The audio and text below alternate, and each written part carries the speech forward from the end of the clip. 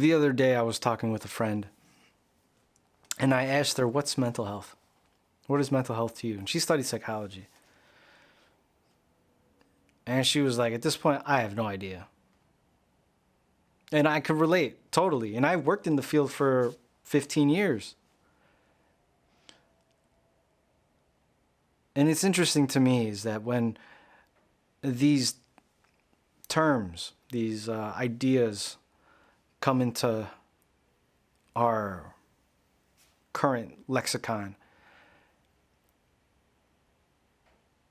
I start to wonder, like, where does it come from? Where does it come from? What does it really mean? So I looked it up and I asked the almighty ChatGPT, what does mental health mean? And it said how one manages stress, relates to others, and makes choices.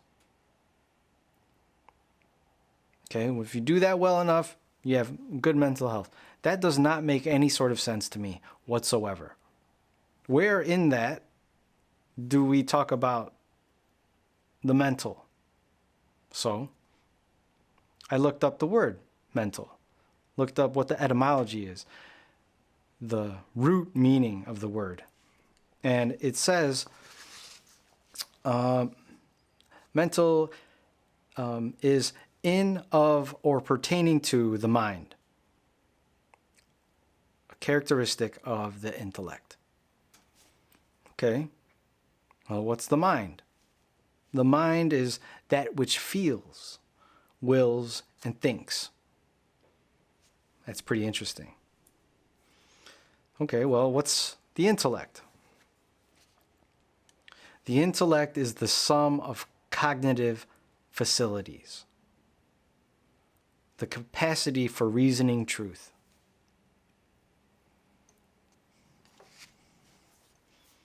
All right, now we're getting somewhere. Now we're actually getting somewhere. This seems to me, this capacity for reasoning truth, that's real mental health. That is real mental health. One's ability to reason for truth.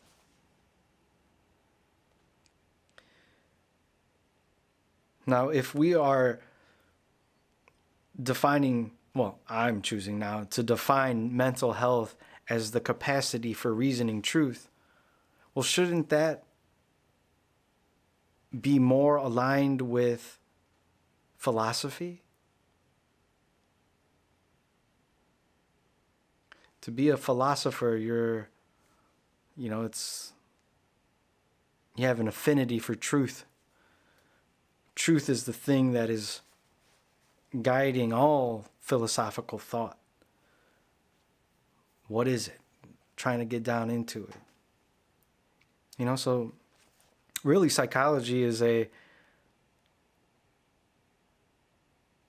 a branch of philosophy. And if we are trying to understand ourselves without that understanding, we're never getting down to the truth. In the quest for truth, we have to be able to decipher truth from fiction, fact from fantasy.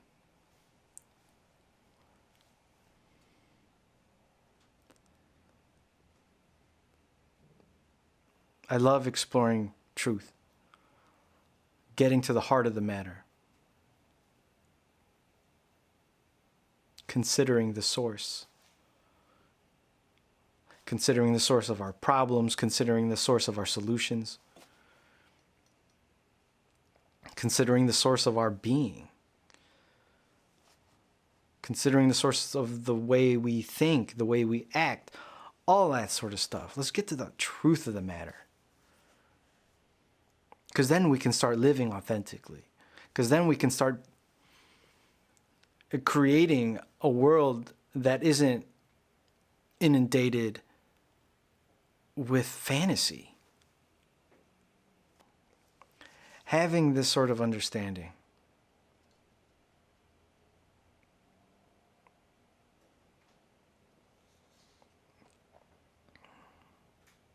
is intelligence. And you can not only just understand with your head and your brain, but understanding with your heart. And having them both work in tune with one another. That's intelligence, y'all.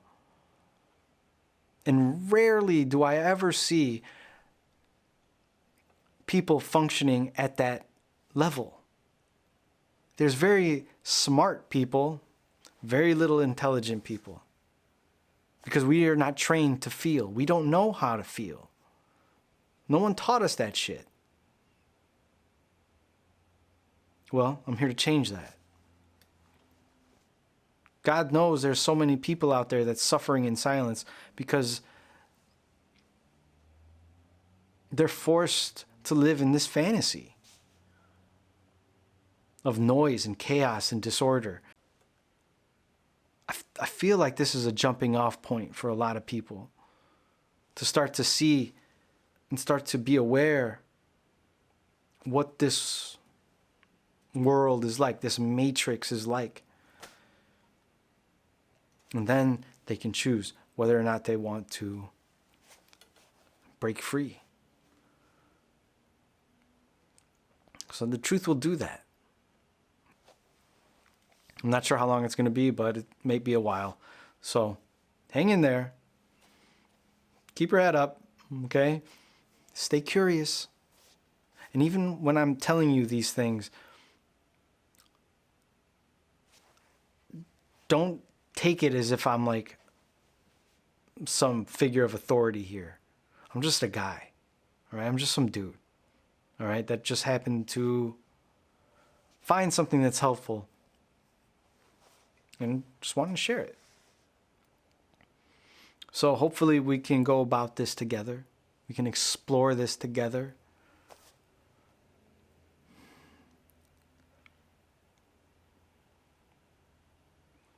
So yeah. See you at the whiteboard. So the fundamental principles here to understanding ourselves so that we can reason out truth. There's 3 aspects to it that we have to delve into. Thought, emotion,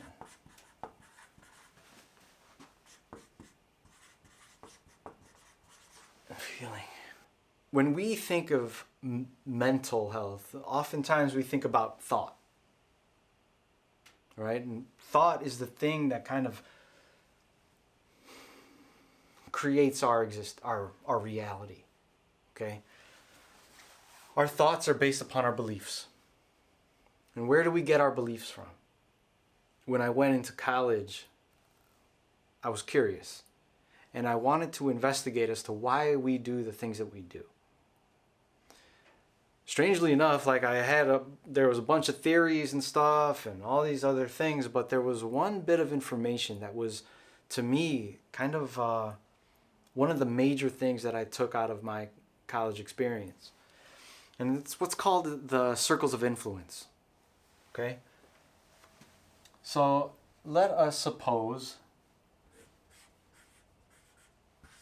this is you. And as you develop and grow, you have all of these different influences in your life that make up your belief system. Okay? You have family, you have friends, you have school, your culture, religion, work, politics, hobbies, etc., etc. The list goes on and on and on and on. Now what happens here is the thing that is constituting our thinking is authority. For some reason, we give authority to these things, and then there's this, it's like we're relinquishing our own authority here. It's important that we take in information when we're young and learn to not touch a hot stove and things like that. This is important to us. But when we are fully grown and we're matured and we can take care of ourselves, we need to be careful who we're giving our authority to, because we're giving it away. What you'll see is that over time, how you define yourself is going to be dictated and predicated upon all of these influences in your life. But here is where things get a little tricky, okay? Because what happens is that we lose sight of who we are at our core. We lose total sight of it. It's like it's lost in the wind because we gave our authority away. We gave our sovereignty away to someone else so that someone else can define who we are for us. And this is a very dangerous thing. It's a very dangerous thing. And there's also this concept in psychology that's called authority bias. That we're more apt to believe in someone because they're a so-called professional. Okay, so like there was a study that was done that I remember hearing about, and I'm sure they've done hundreds of these studies before, but there was a study that took a group of participants, and a guy in a lab coat came out and for 1 hour elaborated on a lie. And at the end of this hour, the participants were questioned, and they found that 98% of the people that heard the lie believed it. All because this authority bias. Okay, the more you really look into it, you guys, you'll find most of the authority, figures of authority that are telling us how to behave and how to think and how to be in this world. Most of that authority is pushing fear. Everything that we do is oftentimes governed by fear. And actually, you know, if when it comes to fear, food, shelter, clothes, if you have these things, there's no need to be afraid. But fear is turned into something that's kind of just this invisible monster that's just took hold of us.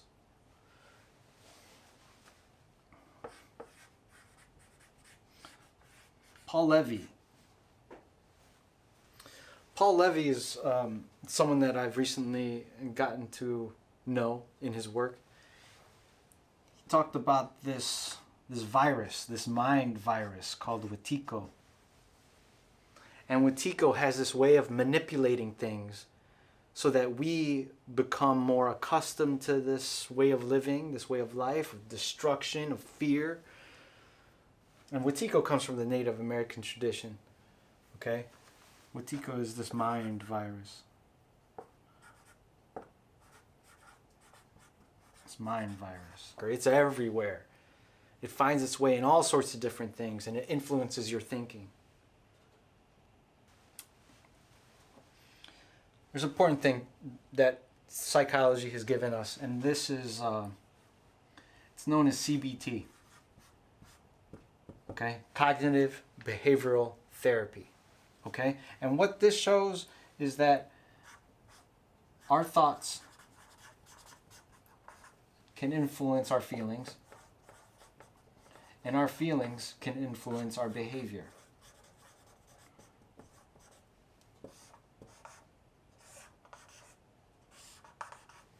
And our behavior goes on and influences our thinking.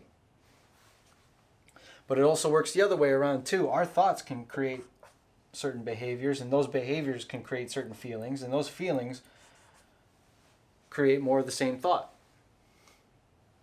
All right, so if we're governed by fear, if we have fearful thinking, we are going to feel stressful. We are going to feel anxious. We are going to be afraid. And we are going to act in accordance to those thoughts. And it's just this vicious cycle. Okay, and Wetiko has a way of keeping it going, all right? It has a way of distorting things and twisting things up so that it, it manipulates the way in which we perceive things. And we have to be able to get to the truth. If we are infected by this mind virus, we are suffering from psychosis. If we can't think clearly, we are in a state of psychosis. Okay? Psychosis meaning one's inability to think. Now, this can get a little bit complicated, because if I'm saying here that we can't think, then what are we actually doing? We're programmed here. These influences have a way of programming us so that we don't think, so that we don't have to think, that things become automatic. We get trained in a certain way. Now, this goes against our species. Okay, our species name, can I write this?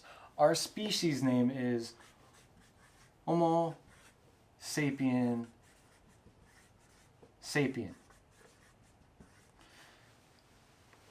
We are beings that knows that it knows. I know that I know. There are people that would suggest that no, we haven't gotten to that point yet. That most people don't know that they know. Most people just know. And then they do. If we have this is hinting at awareness here, folks. It's hinting at a level of awareness or consciousness that is not present when this stuff is happening to us. When Wetiko got a hold of us, we become unconscious.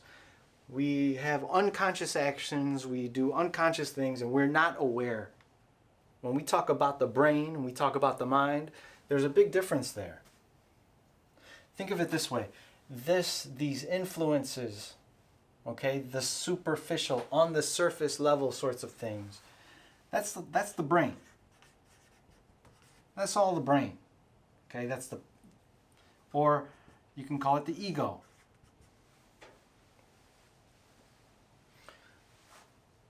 Who you are, right here, I think, this is the mind. When you tap into that, then you can see how I've been influenced. I can see why I think the way I think. I can see that now. I'm becoming more conscious and aware. Okay, this is the kind of mentality that we have to try to get to and adopt if we're going to try to get out of this mess, get out of this way of living, in this fear-based way of living.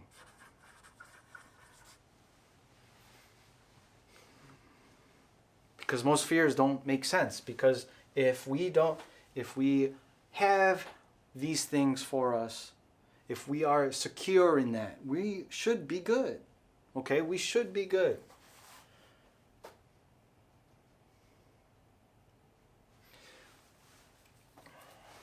Now here is where it becomes a little interesting. When we talk about our feelings, right? What are we talking about when we talk about our feelings?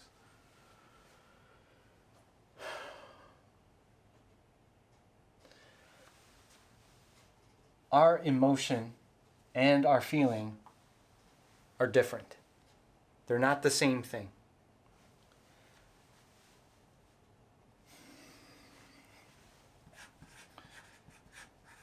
Okay.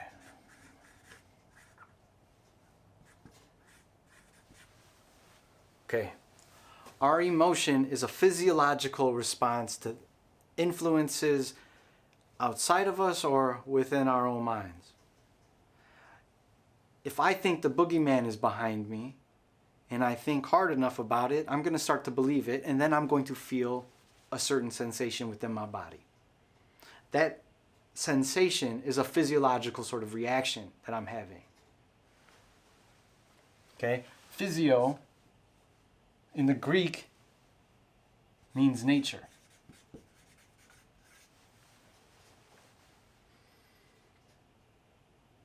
Okay? If you want to understand your emotion, understand nature and how nature works. All right? And nature does not work in a fear-based way at all, whatsoever. Sometimes you just got to get away and get into nature. And what do we get when we get into nature? We get refreshed. Right? Because we are of it. We are of nature. And the more that we get away from nature, the more we get away from ourselves. Okay, the physiological aspects of us has been around a lot longer than our thinking capabilities have. Okay, there is, when we talk about the brain, and I'm definitely not I'm not a neurologist by any means, but the brain is known to be comprised of 3 different aspects and parts in its development. You have the old brain, which has to do with fight or flight, basic survival. The midbrain, okay, which had to do with this physiological system, the network of nerves that are running through our body, was the next phase of our brain's development, okay? And then what they call the young brain. And this had to do with our intellect. Our ability to think and to process information and all that sort of stuff. That came last, okay? The midbrain has to do with the emotional. And to differentiate, for me, the difference between an emotion and a feeling, I refer to emotion simply as heart. I refer to it as heart just because that's the nature of things. Love is the nature of nature. No matter what kind of asshole I may be, that tree outside is going to give me oxygen to breathe. It's unconditional. Unconditional giving, okay? That is the nature of nature, and that's within us. Then every single human being on this planet, no matter how terrible they may be, there is love there. There is love there.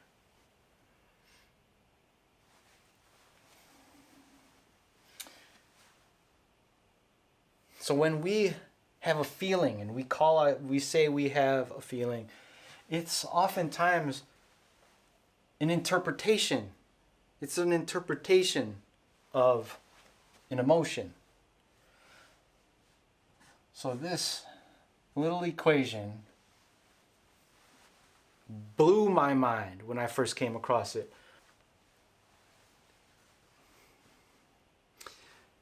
A friend once told me that there is the same sensations that we get when we're excited is the same sensations that we get when we're anxious. Interesting, huh? It's the same physiological response when we're excited or anxious. Excited meaning like I could be excited for whatever reason. It could be a happy reason, but then I can also feel anxious and still feel the same way. But it's a matter of interpretation. Okay, so how you choose to interpret your emotional state is going to define how you feel. If I am interpreting based on these authority, this way of thinking, this fear-based way of thinking, if I'm going to interpret my loving nature, well, I'm going to feel depressed. I'm going to feel anxious. Because that's the way we're taught. We're taught that. I grew up having stomach issues all the time. All the time. I know for a fact that if I had gone to a professional, so-called professional, and tell them my issues, I knew they would have probably most likely have said, that's just anxiety. That's anxiety. You're feeling anxious. I have a thing for you. I have something for you. You can deal with that. Take this once a day, twice a day, as needed. What if I was just excited to be alive or something? You know what I mean? Like, what if my heart knows better? What if my heart knows better? You know, who we are, how we define ourselves is more closely related to this than to this. Our thoughts do not define us. But when we start to define ourselves as such, then we become that. I am depressed. I am anxious. Careful how you talk about yourself.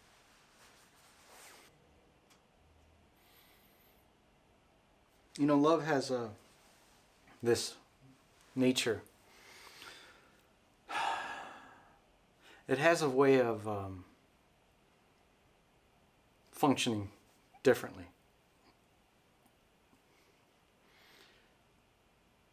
Quantum physics now is the most studied science in the world today, by far. By far. Okay, but we're not hearing any of it. And that's a cause for concern here. That's a cause for concern because it's a fucking game changer. It'll change your life. I once read that the most basic way that you can talk about nature, the way nature functions, is with an equation.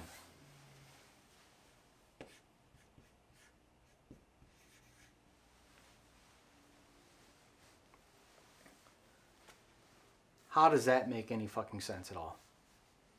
The most investigated form of science is making sense of that. How? How? It goes against everything that we know. Or we think we know.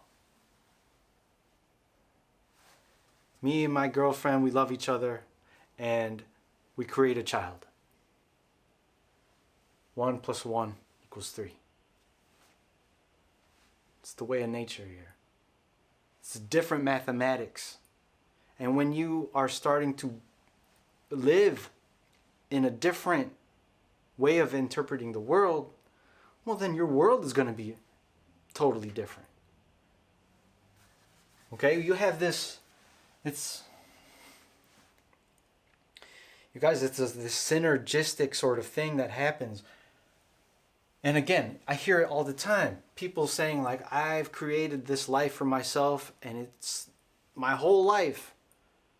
Here I am, miserable. How am I supposed to change anything about my life? It's going to take forever. It's going to take another lifetime to change. No, it doesn't. You just got to work it different. You got to apply a different type of mathematics to your situation. And this is it. This is it. All right? Understand what is happening here within your system here. And it has nothing to do. There is no good or bad here. There is no good or bad. All right? Anytime you have a sense of dis-ease within yourself, okay, it's not good or bad. It's just a sensation. How you interpret it is going to be critical. Okay, it's critical in your interpretation of this dis-ease that you feel within yourself. If when I was a child I saw this professional and they say, okay, so when you have that feeling in your gut, you're anxious. And I live my life according to this belief, I'm never really going to reinterpret this anxiety as excitement.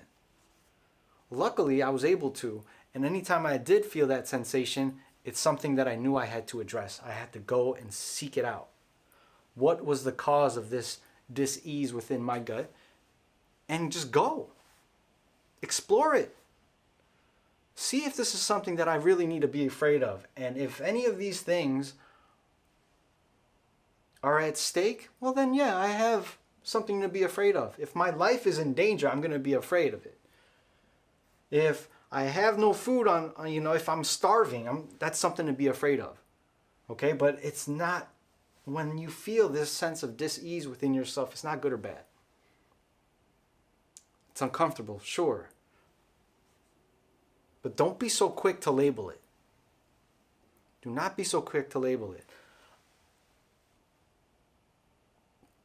We need an open mind here. We need to open up our minds. We cannot allow ourselves to be governed by the old ways of interpreting our experience. Okay, we need a mind that is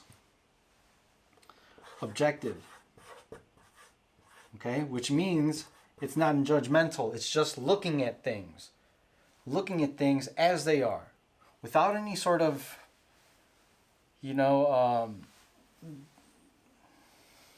without any of these feelings that we're accustomed to and like interpreting it and stuff like that. Okay, it has to be objective, and we have to be curious.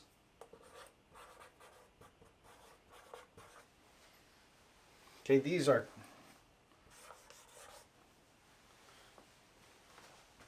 if you have a brain and you ain't being this way with it, your brain is more likely using you instead of you using your brain. Okay? That's where we start to develop our personal sovereignty.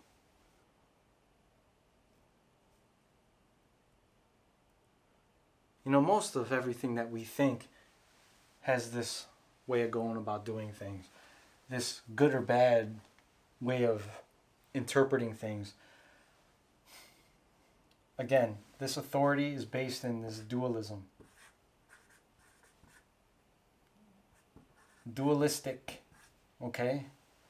Good, bad, right, wrong, all that sort of stuff. It's a duel. It's a battle. And then you look at nature. Nature never battles with itself, y'all. It never battles with itself. Everything is in perfect balance at all times. Things get destroyed. There's natural disasters all the time, but then it renews. Life renews. Mother Nature renews itself over and over again. There is no duel there. There's a synchrony there. There's a beautiful dance that's happening. And all the parts are moving in a way that is fostering itself so that it can continue to grow. All right? That's the force that's within us. That's what we have to start working with. And use that to start governing our lives. Instead of having this dualistic way of being running the show for us. Because it's not working. It's not working. It's not working at all whatsoever. In the grander scheme of things, it doesn't help at all. You heard of that story of the farmer who comes across a bunch of horses. And his neighbors come up to him and be like, "Man, that's so amazing. Good for you. You're so fortunate. You have all of these horses." The farmer says, "Maybe, maybe not."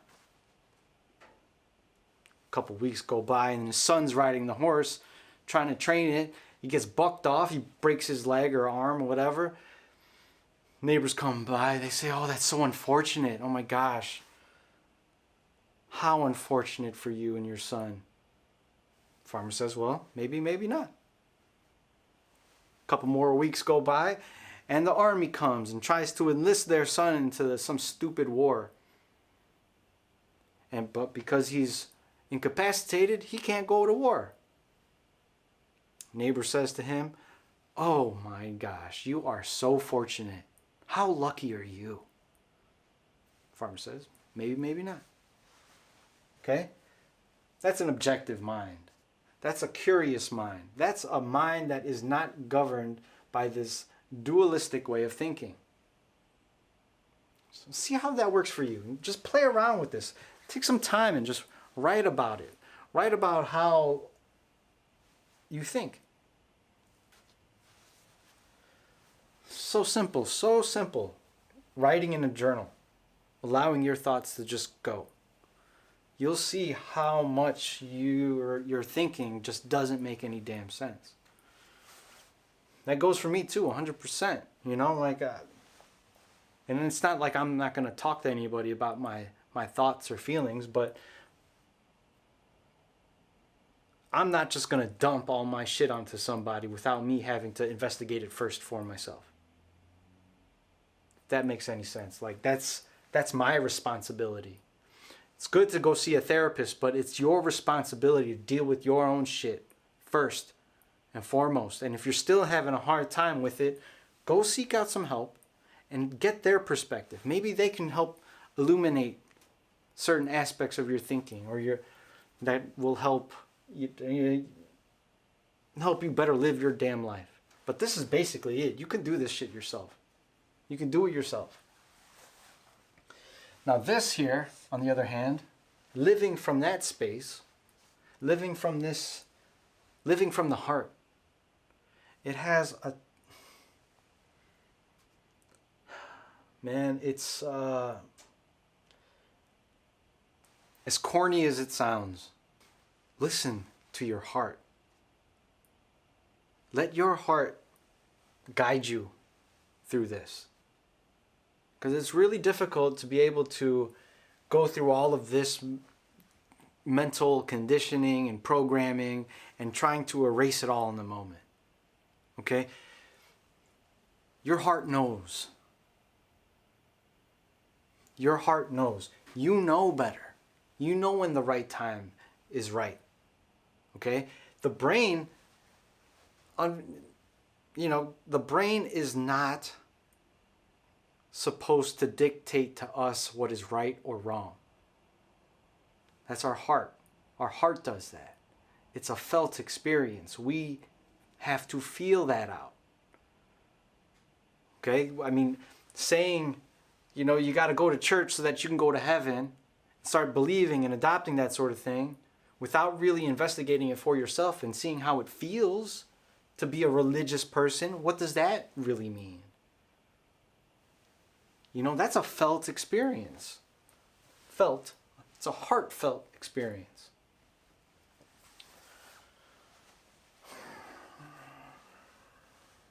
But people go ahead and do that sort of stuff all the time because the authority in your life is telling you that that's what you got to do. So you got to do it.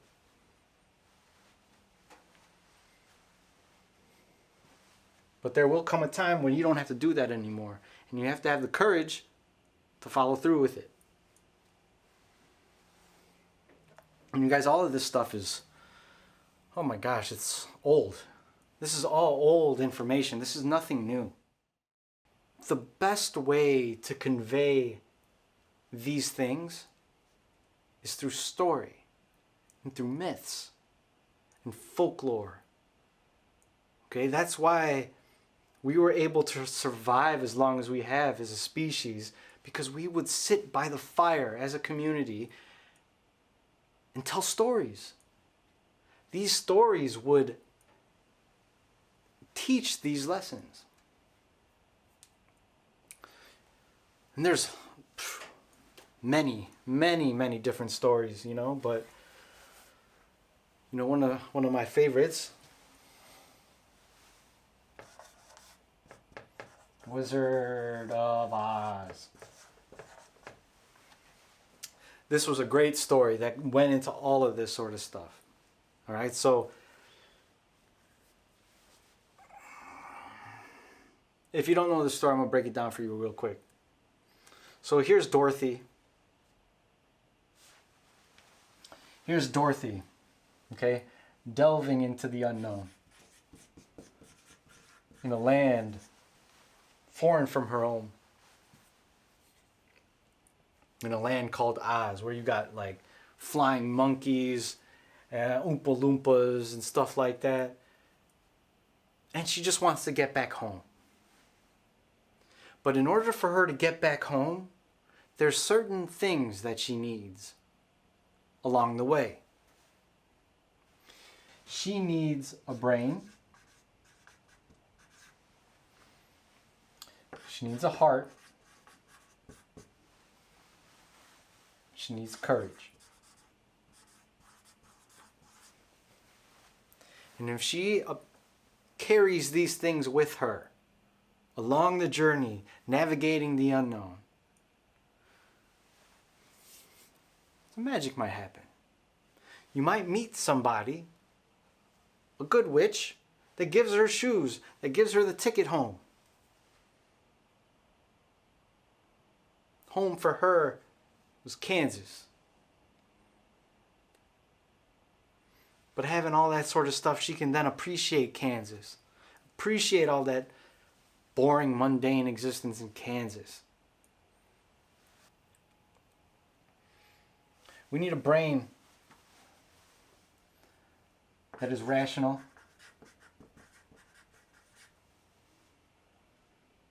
We need a heart to help guide us.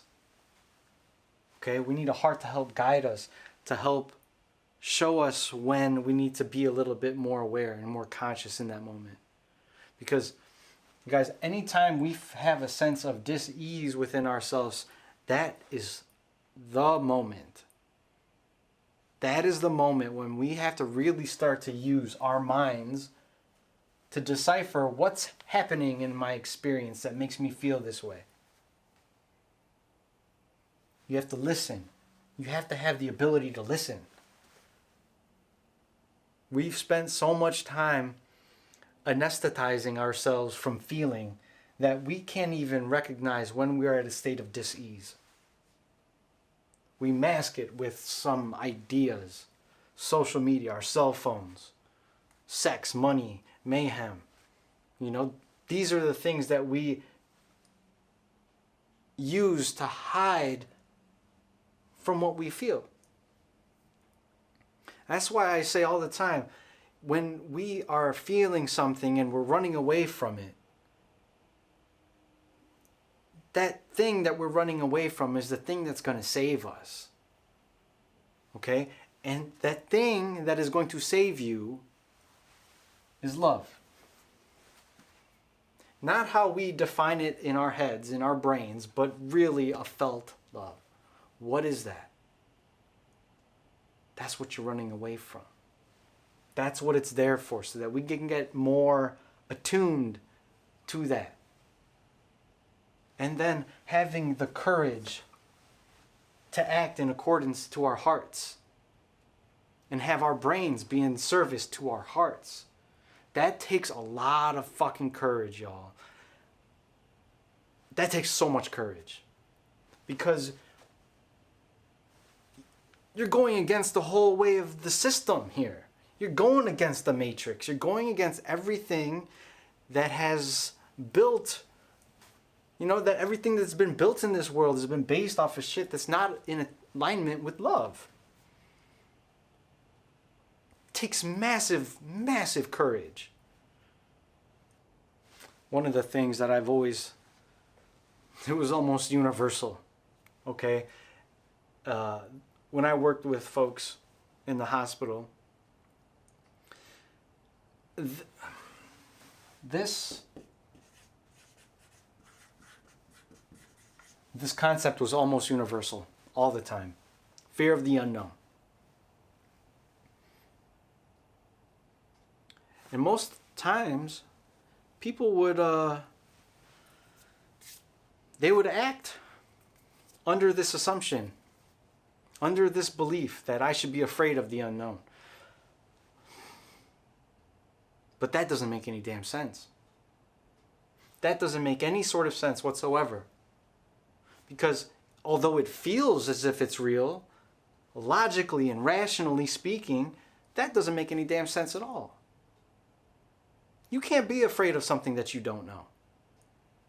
Because the unknown, it's non-existent. It doesn't even exist. It's unknown. But you're afraid of it anyway. So you're taking this infinite space of the unknown. It's infinite in scope. And you're taking your fears into the unknown. You are eliminating all possibility, and all you're creating is more fear. So the unknown doesn't become unknown anymore. It just becomes a fearful place.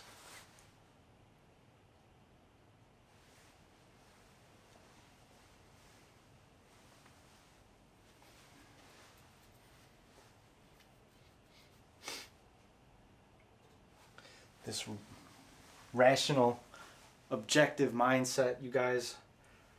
Rational, objective, curious.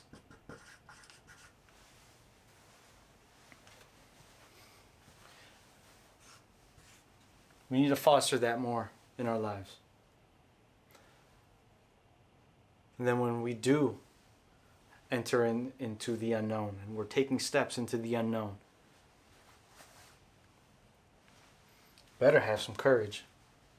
Because it's going to be real easy to fall into that fearful mind, that fearful mindset. It's so easy to fall back into that. But having the courage to say, nah, I ain't going to do that. I'm going to try a little something different. It takes real courage. Real courage. But the thing that really kind of bolsters this courage is understanding. Understanding. And not just understanding, like logistical matters. Not understanding just, mathematics or anything like that. But understanding this. Not as a word, okay? Not as a concept. But understanding that force. Okay? This force of love. This energy. Everything is made up of energy. This marker, although it appears to be solid, is not. Actually, it's just a bunch of different molecules that are bouncing off of each other. This thing's fucking alive, man. It's energy. Everything is made up of energy. Fear has a certain energy attached to it. Love has a certain energy attached to it. The more you start investigating into this loving energy, you start to realize, holy crap, I really have nothing to fear at all. There is really nothing to fear. Because the same energy that makes nature do what it does.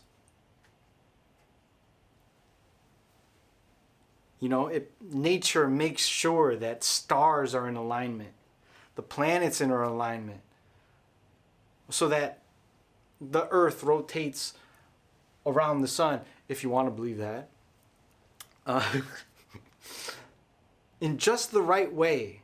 And that if it tilts just in a small little degree, then it causes turmoil and chaos, and then life ceases to exist. Okay, there is order to it. You look at the pictures of the Hubble telescope, or the new one, the James Webb telescope. You can see something so beautiful, but also so chaotic. All right, but if you were to talk to any astrophysicist worth their weight, they will tell you that there is order to it all. That chaotic universe. You got stars, you got nebulas, you got black holes, you got all sorts of shit happening out there, but there's order to it all. Okay, that same force that is governing the universe is also governing us. It's within us. We are a part of that. Physiological. Physio. Nature. We are nature. So start acting like it. When people say be true. Be true. Do you. What are they really saying? Are they saying, go and do everything that you've always done before? Act natural. What the hell does that mean? Just do that? No. That. It means that. Act natural. Be a loving human being for once in your life, God damn it. See what that does for you. See what that does for everyone else. See how things start to work differently. Okay, it becomes this synergistic experience where things happen at a much more rapid pace than we ever thought would be possible. Okay? This is, I don't know, for me, this is the blueprint. This is the blueprint as to how we should continue living our lives. But along the way, too, navigating uncharted territory is a sketchy place. It's sketchy as hell.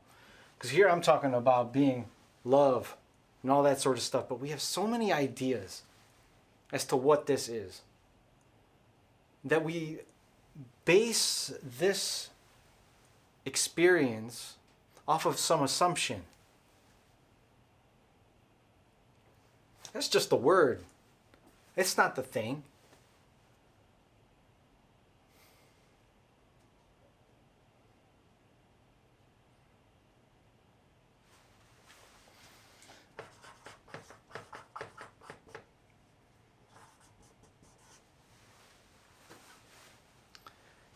Is that an actual mountain?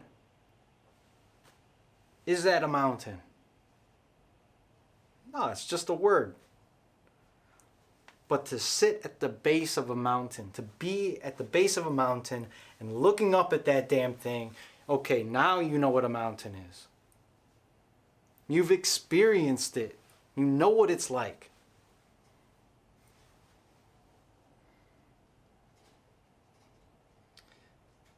Sometimes words become complicated, and it complicates matters so much. But getting to understand love is probably one of the more difficult things that we have to do as human beings. And I think that's why we're here. So that we can discover what love is. And live in accordance to that. No one ever said it's going to be easy. You know? Love hurts.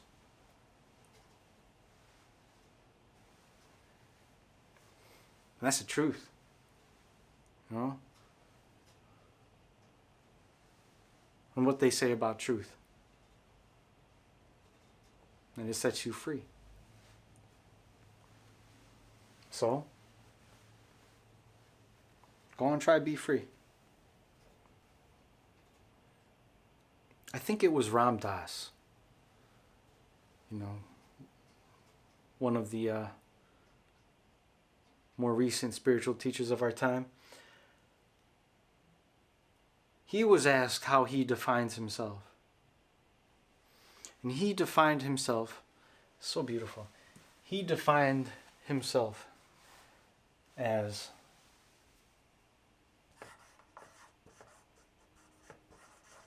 loving awareness. That's how he defined himself.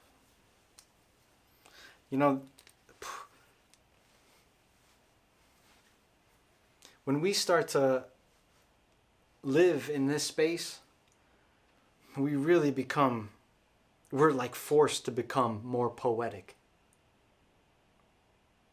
We're much more careful with our words, and we're much more careful with the way that we think. Everything becomes like poetry, man. Everything becomes more beautiful. Even the things that we deem as bad. If we called it bad, a person that is loving awareness will see it as an opportunity.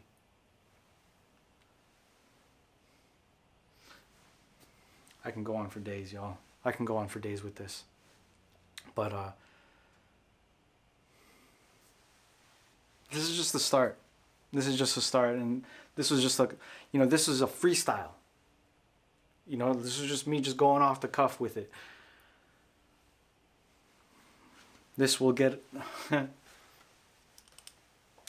this will get better, because this is something that I truly believe in, and it's something that I live my life by. Whether it's right or wrong, I don't know, but I know it feels right to me. So I'm doing it. I've been put in this position to be able to do this. So take it as you will. And reach out. Reach out to me.